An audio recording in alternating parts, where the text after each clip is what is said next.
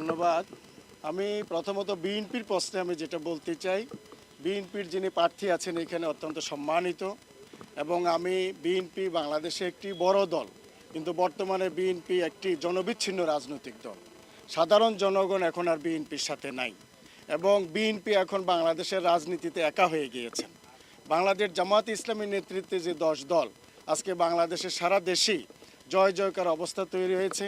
সাধারণ মানুষের মাঝে নির্বাচন নিয়ে উচ্চ উদ্দীপনা তৈরি হয়েছে এবং 10 দলকে আগামী দিনে বাংলাদেশের জনগণ নির্বাচিত করে রাষ্ট্রীয় ক্ষমতা দিতে চায় এবং এই কারণেই দিতে চায় বাংলাদেশ জামাত ইসলামীর নেতৃত্বে যে 10 দল ঐক্যবদ্ধ হয়েছে আগামী দিনে বাংলাদেশকে, যেটা গত 54 বছরে পারে নাই, দুর্নীতিমুক্ত একটি বাংলাদেশ গড়া, এটা 10 দলের একটা জাতীয়ভাবে একটা ঐতিহাসিক অঙ্গীকার, যে অঙ্গীকারের মধ্য দিয়ে আগামী দিনে এই দেশের জনগণ সাপোর্ট দিবে।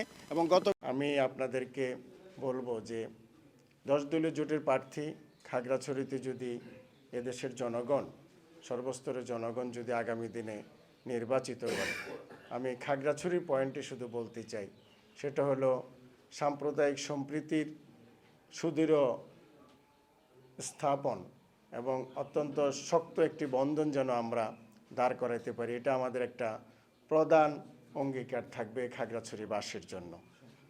যেহেতু এখানে আমরা জানি বিভিন্ন ধর্মের বসবাস, আমাদের বৌদ্ধ ধর্মের এবং সেখানে খ্রিস্টান, মুসলিম এবং হিন্দু ভাই বোনেরা সব মিলিয়ে হলো খাগড়াছড়ি।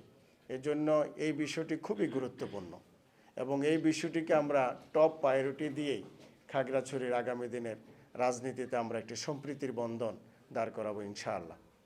পাশাপাশি আমরা খাগড়াছড়িতে জানেন যে এখানে আমাদের অনেক পাহাড়ি বোনেরা আছে, যারা চাকমা, ত্রিপুরা, হিন্দু এবং মারমা, এবং তাদেরও সেখানে তাদের যে পরিশ্রম, তারা যে কর্ম করে তারা তাদের জীবিকা নির্বাহ করে, যেমন অনেকে কাপড়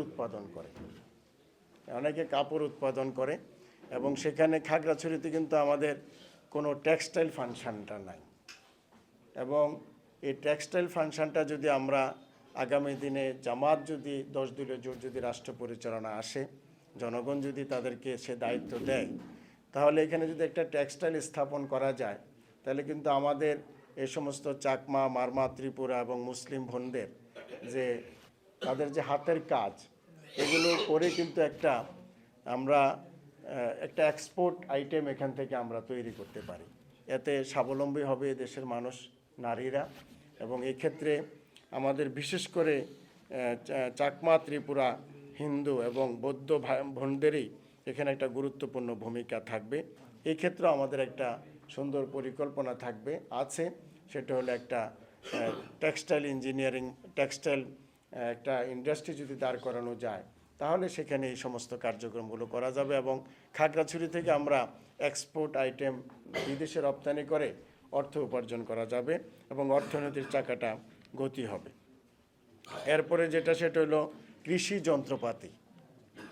আমরা জানেন যে আমাদের দুর্গম পাহাড়ি অঞ্চল, কিন্তু আমি এবার নির্বাচনী প্রচারণা চালাইতে যে দেখলাম দুর্গম অঞ্চলে অনেক জমি আছে, লোল্যান্ড, যেগুলো পাহাড়ের মাঝখানে, সেখানে অনেক সময় আমাদের গরিব কৃষক আছে, সেখানে অনেক গরিব, যাদের একটু সাপোর্ট পাইলে তারা এই জমিগুলো উৎপাদনিত পর্যায়ে নিয়ে আসতে পারবে।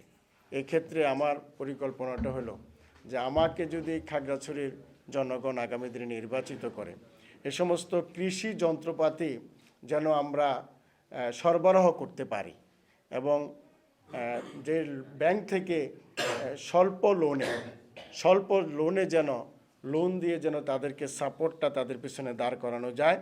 এই ক্ষেত্রে আমি একটা ভূমিকা রাখবো ইনশাল্লাহ, এবং প্রান্তিক কৃষক যারা আছে তারা যেন বেনিফিশিয়ারি হয় এবং তাদের জীবনযাত্রাটাকে রিচ করার জন্য তারা যেন কম সুদে ঋণ নিয়ে, প্রয়োজনে ফেজ বাই ফেজ একটা ঋণ নিয়ে যেন তারা কৃষি কার্যক্রম সুন্দরভাবে রিমোট অঞ্চলে পরিচালিত করতে পারে। এতেও অর্থনীতির চাকাটা সমৃদ্ধ হবে, রিচ হবে। এবং আমরা যেমন সেখানে আরও কিছু ব্যাপার আছে, যেমন আমাদের পাহাড় যেগুলো আছে, আপনারা জানেন এটা বিশাল একটা পাহাড়ি অঞ্চল। এই পাহাড়গুলো অনেক পাহাড় আছে যেখানে এখনও প্রোডাক্টিভ কোনো কিছু নাই। সেখানে যদি আমরা ক্ষুদ্র ঋণ দেই, ক্ষুদ্র ঋণ দিয়ে যদি আমরা, যেমন মালটা বা আপনার ড্রাগন ফল, এগুলি আমাদের কিছু কিছু এলাকায় আমাদের যারা বাগান করছে, কিন্তু এখানে যদি আমরা ব্যাপক হারে আমরা পার্বত্য চট্টগ্রামে স্থাপন করতে পারি এবং আমাদের বাঙালি পাহাড়ি সকল পর্যায়ের যারা এই কৃষকগুলো আছেন তাদেরকে যদি আমরা আর্থিকভাবে সাপোর্ট দিতে পারি, তাহলে এখান থেকে কিন্তু একটা অর্থকরী ফসল বের হবে এবং এখান থেকে আমরা বিভিন্ন ফলগুলো আমরা বাইরে পাঠিয়ে এবং দেশের বিভিন্ন অঞ্চলে পাঠিয়েও কিন্তু আমরা অর্থনৈতিক গতিটাকে বৃদ্ধি করার জন্য উদ্যোগ নেওয়ার সুযোগ আছে। এবং খাগড়াছড়ির জনগণ যদি আমাকে আগামী দিনে নির্বাচিত করে, এই ব্যাপারে আমার একটি প্রয়োজনীয় পদক্ষেপ থাকবে। আমাদের এই সমস্ত কৃষকরা যেন তারা স্বাবলম্বী হতে পারে। এবং আপনারা জানেন যে খাগড়াছড়ির এই প্রান্তিক জনগোষ্ঠীর জন্য চাষাবাদের জন্য যে টুলসগুলো দরকার, মেশিনগুলো দরকার, এখন জানেন গরু দিয়ে কিন্তু আর হাল চাষ হয় না, ঠিক না?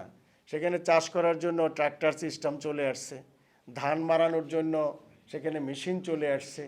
এবং আপনি আশ্চর্য হবেন, দেখা যায় 100 খানি সম্পত্তি আছে কিন্তু সেখানে মাত্র ধানের মেশিন আছে 2টা অথবা 3টা। এটা আমার প্র্যাকটিক্যাল অভিজ্ঞতা থেকে বলছি।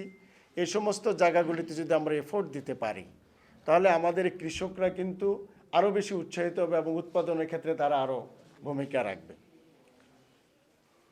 এবং আমি মনে করি যে খাগড়াছড়িতে চিকিৎসা জগৎটাকে ঢেলে সাজানোর জন্য এখানে একটা ছোট হলেও একটা মেডিকেল কলেজের প্রয়োজন। আমরা যদি একটা বিট সিটের একটা মেডিকেল কলেজও আমরা এখানে দাঁড় করাইতে পারি, তাহলে এখানে কিন্তু ডাক্তার তৈরি হবে। 5 বছর পরে ডাক্তারের বেস বের হওয়া শুরু হবে। আর এখানকার খাগড়াছড়িতে মেডিকেল কলেজ হলে খাগড়াছড়ির ছেলে মেয়েদেরকে যদি আমরা ফার্স্ট প্রায়োরিটি দিই ভর্তির ক্ষেত্রে, মেধা হইতেই হবে। আপনারা জানেন যে মেডিকেল কলেজের যে পরীক্ষাগুলো হয় অ্যাডমিশন টেস্টে, সেখানে একজন ছাত্র মেডিকেলে, প্রাইভেট মেডিকেলে যাইতে হলে তার লাস্ট মার্ক লাগে 40 পাইলে সে প্রাইভেট মেডিকেল কলেজ, কিন্তু যখন সরকারি মেধাটা চলে যায় প্রাইভেট মেডিকেল কলেজে 40 পাইলে সে আবেদন করতে পারে। এই সুযোগটা গভর্নমেন্ট দেয়।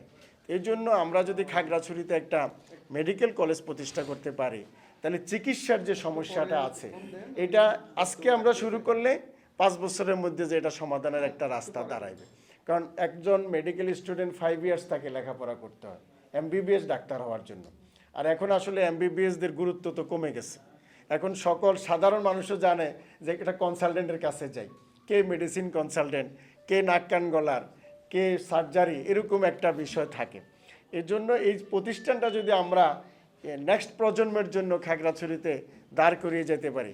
আজকে যারা আমরা আছে অনেকে আমাদের বয়স অতিক্রম হচ্ছে, যতদিন হায়াত থাকে ততদিনে হয়তো আমরা দুনিয়াতে অবস্থান করব, কিন্তু নেক্সট জেনারেশনের জন্য এরকম একটা কাঠামো খাগড়াছড়ির জন্য দাঁড় করানো খুবই জরুরি আমি মনে করি। এবং খাগড়াছড়ির জনগণ যদি ইনশাআল্লাহ আগামী দিনে যদি আমাকে নির্বাচিত করে, এটা আমার অন্যতম একটা ড্রিম হলো যে খাগড়াছড়িতে চিকিৎসা জগতের সমস্যাটাকে দূর করার জন্য এই উদ্যোগটা যদি আমরা কার্যকরী করতে পারি, তাহলে এই অঞ্চলের মানুষ চিকিৎসা সেবাটা নিশ্চিত হবে। এবং দুর্গম অঞ্চলে, এবং আমি মনে করি প্রত্যেকটা ইউনিয়নে কিন্তু এখন একটা ইউনিয়ন স্বাস্থ্য আছে, কমিউনিটি একটা ক্লিনিক আছে, কিন্তু ইন্টারেস্টিং হলো এই জায়গাটাতে মা এবং শিশুদেরকে নার্সিং করার মতো কিন্তু এনভায়রনমেন্টটা নাই। আপনার ধরেন আমার বাড়িও কিন্তু খুব রিমোট অঞ্চলে, মাটিরাঙ্গা উপজেলার একেবারে লাস্ট ইউনিয়ন যেটা আশালং, আমার বাড়ি থেকে 1 কিলোমিটার হলো সীমান্ত, এরপরে আর কোনো গ্রাম নাই। ওখান থেকে একজন মায়ের যারা মা হওয়ার সম্ভাবনা থাকে, তারা জেলা সদরে আসতে আসতে, উপজেলা সদরে আসতে আসতে, এর জন্য বিশেষ করে মায়েদের জন্য এবং শিশুদের জন্য ইউনিয়ন ভিত্তিক আমাদের এই প্রকল্পগুলো আরও স্ট্রং করা দরকার, যেন সেখানে ডাক্তাররা অন্ততপক্ষে একটা সময় যেন সেখানে থাকে। এই কাজগুলো যদি করতে পারি তাহলে আমাদের চিকিৎসা জগৎটা অনেক রিচ হবে। এবং আল্লাহ তাআলা যদি আমাকে জনগণের রায়ের মাধ্যমে আগামী দিনে নির্বাচিত করে, এই সমস্যাটাও সমাধান করার জন্য, এবং আমি বলবো যে এটা একটা মনিটরিং সেল, আমাদের সিভিল সার্জন অফিস আছে, সিভিল সার্জন অফিস পুরো জেলাকেই মনিটরিং করে, কিন্তু এই পয়েন্টটাতে বিশেষ করে মা এবং শিশুদের পয়েন্টে আমরা তখন স্ট্রংলি যদি আলাদা সেল করে দিই, আলাদা মনিটরিং করা হয়, তাহলে এটা একটা কার্যকরী পদক্ষেপ ইনশাল্লাহ আমি নিব। এবং পাশাপাশি আমি এই কথাটা বলতে চাই, গত 54 বছরে খাগড়াছড়িতে অনেকে মন্ত্রী হয়েছেন, অনেকে এমপি হয়েছেন, কিন্তু জনগণের সামনে কখনো জবাবদিহিতার জন্য আসেন নাই। তারা খাগড়াছড়িতে কি টাকা বরাদ্দ হয়েছে উন্নয়নের জন্য, কি টাকা ব্যয়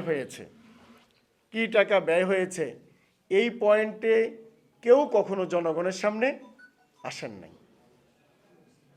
আমি বলবো যে এই পয়েন্টে 10 দলীয় জোটের প্রার্থী খাগড়াছড়ির জনগণ যদি আমাকে নির্বাচিত করে, আমার একটা অন্যতম অঙ্গীকার হলো খাগড়াছড়ি উন্নয়নের জন্য যে অর্থটা রাষ্ট্রের পক্ষ থেকে এখানে আসবে, আমি প্রতি বছর খাগড়াছড়ির সর্বস্তরের সম্মানিত জনগণকে সাথে নিয়ে আমি প্রকাশ্যে যে এই হিসাবটা আমি মানুষের সামনে উপস্থাপন করব, যে এই পরিমাণ টাকা খাগড়াছড়ির উন্নয়নের জন্য এসেছে, এই পরিমাণ টাকা ব্যয় হয়েছে, এই পরিমাণ টাকা রেস্ট অবস্থা আছে, এবং যেটা গত 54 বছর এদেশের জনগণ কখনো দেখে নাই।